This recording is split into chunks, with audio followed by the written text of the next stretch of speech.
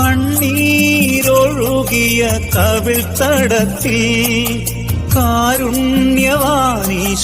തഴുകിയപ്പോൾ ലോകത്തിലാർക്കും നൽകാൻ കഴിയാത്ത ആനന്ദം ഞാനിന്ന് അനുഭവിച്ചു.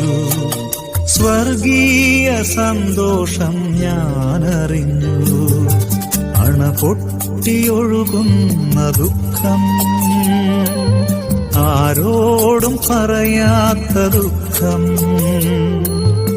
ആത്മാവിനുള്ളിൽ തീക്കനൽ കൂട്ടും ആരോരുമറിയാത്ത രഹസ്യം. ആദ്യമായി ഞാനിന്ന് യേശുവിനോടായി എല്ലാം തുറന്നങ്ങു പങ്കുവച്ചു. എന്നെ പൂർണ്ണമായി